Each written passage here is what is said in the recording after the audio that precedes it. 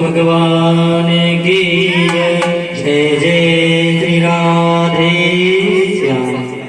आज प्रभु को अवतार लेना पड़ा, किस रूप में?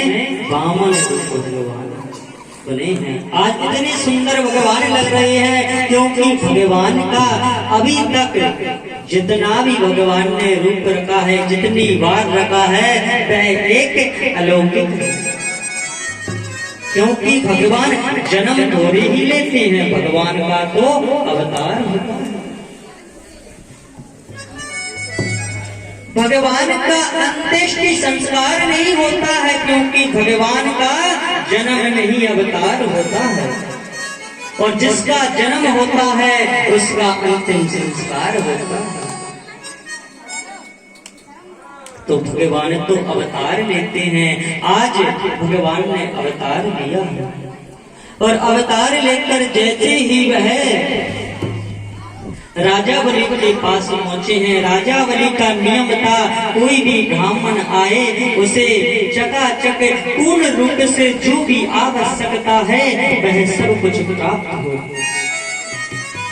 तन से लेकर धन मन जो जैसा उसमें उसकी श्रद्धा हो वह दान दिया करता। कई साधु संत ब्राह्मण गए और राजा बलि के हाथ से अनेकों धन लेकर आए हैं। जिसको जैसी आवश्यकता थी वह वैसा धन लेकर आ गया। जब पूर्ण आहुति होने ही वाली थी कि इतने में तो भगवान पहुंच गए और आवाज लगा दी, राजन हमें भी कुछ भिक्षा में आप दान करें। तो आज भगवान भी मांगने के लिए गए हैं, जो सबको देता है आज उसे ही मांगने को जाना पड़ता। तो भक्त के पीछे भगवान क्या कुछ नहीं करते, लेकिन भक्त भी ऐसा होना चाहिए जैसे ही पहुंचे हैं तो राजा बलि को पता चला है कि एक ब्राह्मण देवता तो रह ही गए और हमने यज्ञ की पूर्णाहुति करने वाले हैं।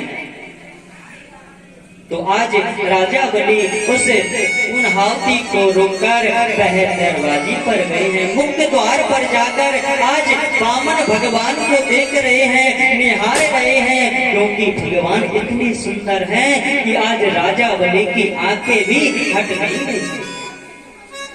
राजा बलि ने इतने साधु संत ब्राह्मणों को दान दिया है, लेकिन आज ऐसा मांगने वाला आया है। तो आज राजा बलि सोच रहा है इसे दान दूं तो मैं क्या दूं।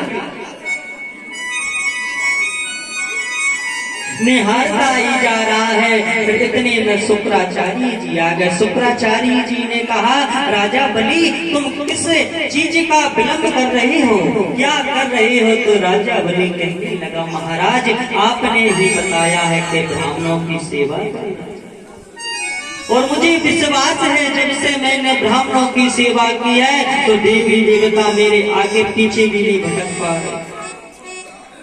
आज एक ब्राह्मण देवता रह गए हैं, इनसे पूछ लेता हूँ इनकी क्या इच्छा है, क्या धन लेना चाहते हैं, कितना लेना चाहते हैं। तो आज राजा बलि हाथ जोड़कर कहने लगे कि ब्राह्मण देवता आपको क्या चाहिए।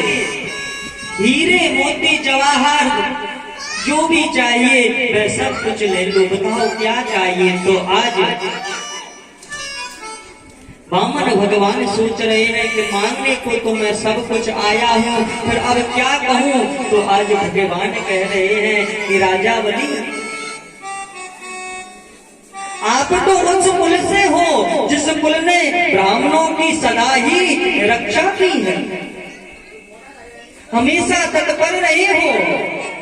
जब बहुत गुणगान किया ना तो राजा बलि ने कहा कि ब्राह्मण देवता आप तो परम ज्ञानी हैं, सब कुछ जानते हैं, अब आप विलंब ना करें, कुछ जो कुछ आपको लेना है वह आप ले लीजिए। आज राजा बलि से भगवान कहते हैं कि हम तो संतुष्टि ब्राह्मण हैं, हमें कुछ ज्यादा नहीं चाहिए, हमें तो मात्र 3 पग भूमि दे दो जिस भूमि पर बैठकर हम भजन कर। राजा बलि को हंसी आ गई। राजा बलि ने कहा, महाराज उतनी तुम्हारी आयु है, उतनी ही आपने आयु के हिसाब से आपने भूमि मांगी। अगर भूमि ही मांगना था तो थोड़ा ज्यादा मांग लेते। आपके इतने कोमल आपके चरण हैं ब्राह्मण देवता और छोटे छोटे हैं, 3 पग भूमि में क्या होगा। तो आज भगवान कहते हैं, राजा हमको ज्यादा नहीं चाहिए, क्योंकि ज्यादा भी लेकर क्या करेंगे, फालतू झंझट में हमारी जमीन को हमें देखना पड़ेगा।